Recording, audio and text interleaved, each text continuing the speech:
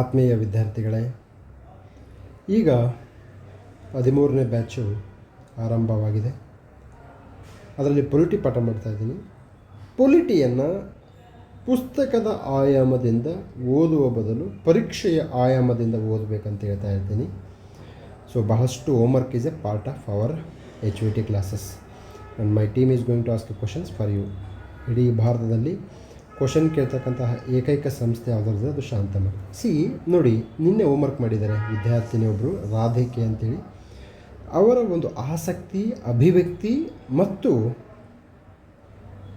ಶಿಸ್ತು ಎಷ್ಟು ನೀಟಾಗಿ ಬರೆದಿದ್ದಾರೆ ಅಂತಂದರೆ, this is called exam approach. ಬಹಳಷ್ಟು ಬಾರಿ ವಿದ್ಯಾರ್ಥಿಗಳು ಬರ್ತಾರೆ, ಸರ್ ನಾನು ಕ್ಲಾಸ್ ನೋಟ್ಸ್ ಇದೆ ಓದ್ಕೊತೀನಿ.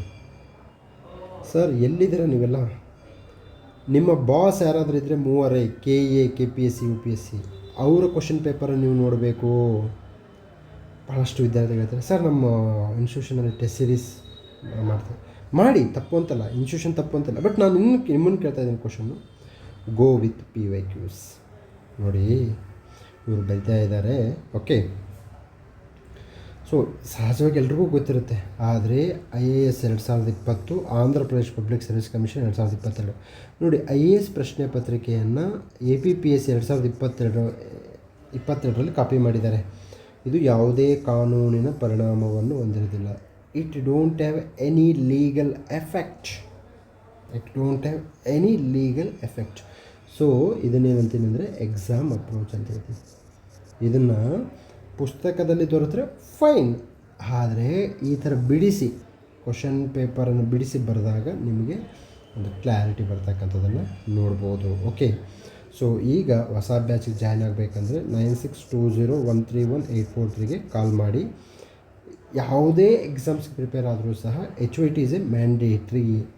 ಓಕೆ, ಅಂದರೆ ಇಲ್ಲಿ ಕ್ಲಾಸಿಗೆ ಜಾಯ್ನ್ ಆಗಬೇಕು ಮ್ಯಾಂಡೇಟ್ರಿ ಅಲ್ಲ, HYTಸ್ನ ನೀವು ಓದಲೇಬೇಕು. ನೀವು KS ಆದರೂ ಪ್ರಿಪೇರ್ ಆಗಿ, ACC ಆಡಿಗಾದರೂ ಪ್ರಿಪೇರ್ ಆಗಿ, ವಿಲೇಜ್ ಅಕೌಂಟ್ಗಾದರೂ ಪ್ರಿಪೇರ್ ಆಗಿ. This is what you will get the things. Okay, next ಬರುತ್ತೆ ನೋಡಿ, ಇಲ್ಲಿ ಮೋಸ್ಟ್ ಇಂಪಾರ್ಟೆಂಟ್ IAS 2017ರಲ್ಲಿ ಕೇಳಿದ್ದಾರೆ.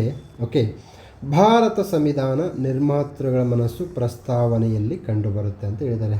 ಸೊ ಇದು ಏನಪ್ಪ ಅಂದರೆ ಎಕ್ಸಾಮಿಂದ ತಿಳ್ಕೊಂಡಿದ್ದು, ಅರ್ಥ ಆಯ್ತಲ್ವಾ? ಸೊ IAS ಪ್ರಶ್ನೆ ಪತ್ರಿಕೆ 2017 ನೋಡಿದವ್ರಿಗೆ ಇದು ಈಸಿ ಆಗುತ್ತೆ. ನೆಕ್ಸ್ಟ್ ಇದು VAಗೆ ಬರ್ಬೋದು, KSಗೆ ಬರ್ಬೋದು, PSIಗೆ ಬರ್ಬೋದು. You got it? ಈ ಥರ ಇದನ್ನು ನಾವು ನಮ್ಮ HYT ಕ್ಲಾಸಲ್ಲಿ ಶೇರ್ ಮಾಡಿದ್ದೀವಿ. Okay, this is called model homework. Okay, so ಈ ಹೋಮ್ವರ್ಕ್ ಮಾಡಿದಂತಹ ವಿದ್ಯಾರ್ಥಿನಿಗೆ ನಾನು ಅಭಿನಂದನೆಗಳನ್ನು ಸಲ್ಲಿಸ್ತಾ ಇದ್ದೀನಿ. ಏನಕ್ಕೆ ಅಂದರೆ ಆ ಒಂದು ಬದ್ಧತೆ ಅವರಲ್ಲಿ ಕಾಣ್ತಾ ಇದೆ. ನೋಡಿ, IAS 2017 ಪರೀಕ್ಷೆಯಲ್ಲಿ ಆರ್ಥಿಕ ಸ್ವಾತಂತ್ರ್ಯ ಉದ್ದೇಶಗಳು ಭಾರತ ಸಂವಿಧಾನದ ಪೀಠಿಕೆಯಲ್ಲಿ ಸಾರಾಂಶವಾಗಿಲ್ಲ.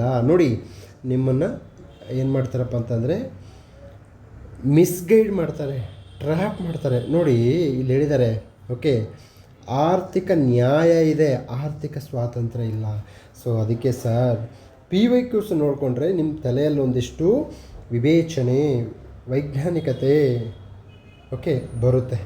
ಇಲ್ಲ ಅಂದರೆ ನೀವು ಸುಮ್ಮನೆ ಅದೇ ಪುಸ್ತಕ ಓದಿ ಓದಿ ಓದಿ ಓದಿ ಓದಿ ಓದಿ ಏನಾಗುತ್ತೆ, ಈ ಥರ ಆಗುತ್ತೆ. ಓಕೆ, ತದನಂತರದಲ್ಲಿ ತಮಿಳುನಾಡು ಪಬ್ಲಿಕ್ ಸರ್ವಿಸ್ ಕಮಿಷನಲ್ಲಿ KM ಮುನ್ಷಿ ನಮ್ಮ ಸಾರ್ವಭೌಮ ಪ್ರಜಾಸತ್ತಾತ್ಮಕ ಗಣರಾಜ್ಯದ ಜಾತಕ. ಸರ್ ಅರ್ನೆಸ್ಟ್ ಬಾರ್ಕರ್ ಸಂವಿಧಾನ ಕೀನೋಟ್. ನೋಡಿ, TNPSCಯಲ್ಲಿ ಕೇಳಿದ್ದಾರೆ. ನಿಮ್ಗೆ ಅರ್ನೆಸ್ಟ್ ಬಾರ್ಕರ್ ಬಗ್ಗೆ ನಿಮಗೆ ಗೊತ್ತಿಲ್ಲ ಅಂತಂದರೆ ನೀವು ಪೊಲಿಟಿಯನ್ನು ಪುಸ್ತಕದ ಆಯಾಮದಿಂದ ಓದ್ತಾ ಇದ್ದೀರಾ ಮತ್ತು ಅಕಾಡೆಮಿಕ್ ಆಯಾಮದಿಂದ ಓದ್ತಾ ಇದ್ದೀರಾ ಅಂತೇಳಿ ನಾನು ಸ್ಪಷ್ಟವಾಗಿ ಹೇಳಬಲ್ಲೆ. ಸೊ ಈ ನಿಟ್ಟಿನಲ್ಲಿ ಓಕೆ, ತಾವೆಲ್ಲರೂ ಸಹ ಪ್ರಸ್ತಾವನೆಯನ್ನು ಈ ಆಯಾಮದಿಂದ ಓದಿದರೆ ಪರೀಕ್ಷೆ ಕ್ಲಿಯರ್ ಆಗುತ್ತೆ, ಇಲ್ಲ ಅಂದರೆ ಇಲ್ಲ. So polity, history, economics, geography, science and tech, environment ಇವೆಲ್ಲವೂ ಇದೇ ಥರ ಓದಬೇಕು ಸರ್. ಓಕೆ ಸರ್, ಇದು ನನಗೆ ಗೊತ್ತಿದೆ, ನನ್ನ HYT ಕ್ಲಾಸಿಗೆ ಜಾಯ್ನ್ ಆಗಬೇಕು, ಬೇಡ, ದಯವಿಟ್ಟು ಜಾಯ್ನ್ ಆಗಬೇಡಿ. But Ernest Barker, NA Palkhivala, KM Munshi ಓದಬೇಕಂತ ಹೇಳಿದೆ. ಯಾರು ಅಂತಂದರೆ ಅದು ಕ್ವಶನ್ ಪೇಪರ್ ಮಾತ್ರ. ಪುಸ್ತಕದಲ್ಲಿ ಇರುತ್ತೆ, ನಾನು ಇಲ್ಲ ಅಂತ ಹೇಳ್ತಾ ಇಲ್ಲ, ಆದರೆ ಫೋಕಸ್ ಮಾಡೋಂಥ ಪುಸ್ತಕ ಹೇಳಲ್ಲ. You got it? So keep it in your mind. Okay, so ಇದು